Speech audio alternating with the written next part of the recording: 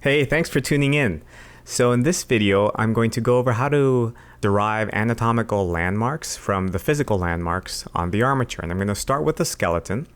On the left, I'm going to do a male, and on the right, I'm going to do a female. I'm working from the same photograph, but just so you know, those clips at the pelvis allow you to create wider or narrower hips if you want to exaggerate that anatomy and make it look more feminine and more masculine. And as you can see, what I'm doing is essentially drawing a rib cage, a pelvis, and blocking out the skeletal structure while at the same time deriving it from the reference that the armature is providing me. Now you'll notice that the armature head has a flattened top. It's important to keep in mind that that line there represents the beginning of the hairline. And so when you're drawing and fleshing out the skull, you want to complete the top of the skull and complete that volume like I did there. And as you can see, I'm just kind of going through and trying to as quickly as possible, derive all the basic structural elements, their placement, so that I can get rid of the reference, the armature as quickly as possible. The legs are obviously very geometric, so you'll want to add the curves and the muscular structure that's clearly missing in all this. So understanding anatomy and having experience drawing the human figure is really a must.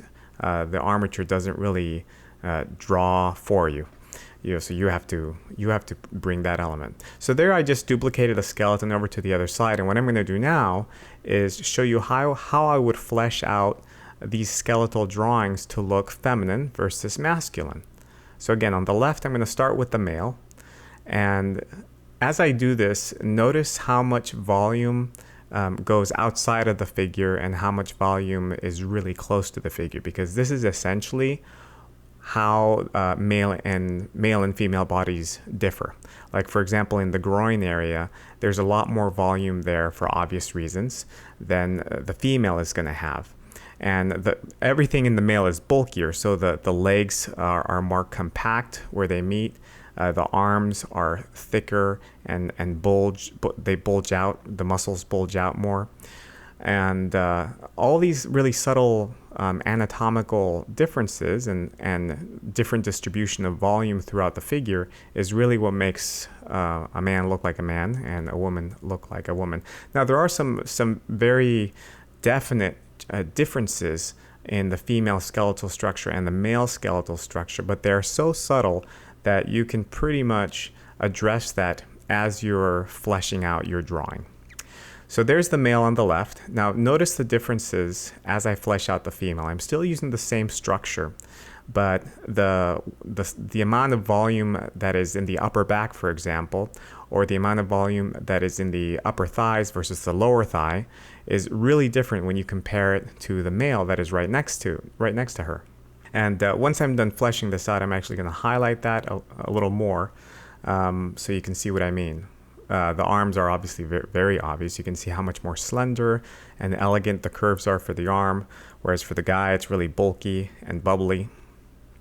So here what I'm going to do is highlight the areas where the volume differs significantly between male and female. Here you can see how the upper thigh, I didn't exaggerate it as much as I could have, but the upper thigh on the female and the inner thigh has a lot more volume than the male. The male back has a lot more volume than the female, but the female chest has a lot more volume than the male. And everything else on the limbs is bulkier on the male when you compare it to the female, but sometimes the distribution is different. You can see the quads there at the bottom of the legs have much more volume than the quads do on the female figure. You can see how the muscle shape in the calf is a lot sharper and angular in the male, but a lot more slender and more elegant in the female. So that's another way in which you can create distinctions between male and female, as you can go with softer curves for the female figure and more angular curves for the male, and that will help create more contrast as well. Now what I'm doing is essentially filling in my sketch with color, but I'm deriving all the color from the lighting that was hitting the armature using the Eyedropper tool. This is a tool that is available in most digital painting programs. I'm currently using Photoshop CS2, which is free on Adobe's website. And as you can see, all the lighting has been figured out because I took the time to set up some lights when I took the photograph, made sure that the photograph was providing me with a nice camera angle, nice lighting, and I'm just deriving all that color, all that light and shadow from the photograph by eyedropping the colors and then filling in the gaps. And it creates this very realistic result. Now obviously here you're going to be limited by how good of a quality your reference is.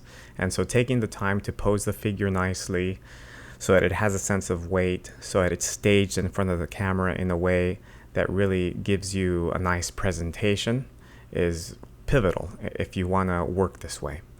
And I personally enjoy doing that because it gives me a part of my creative process that involves working with my hands, working with a camera, thinking about posture and staging before I even get down to the piece of paper. So it's kind of a nice way to work. I enjoy it.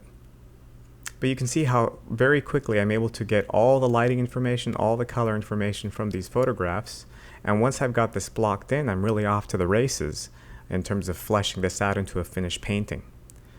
So I hope that was helpful. If you guys have any questions or any technical questions, just leave it in the comments. Reach out through email at store@digitaldouble.com or facebook.com/armature9. And let me know what you think. I'd love to hear from you. And if you give this a try, please post your artwork and a link to your website on our wall. I love to promote artists. I love to see what artists are doing with the figure. So I look forward to hearing from you. Thanks.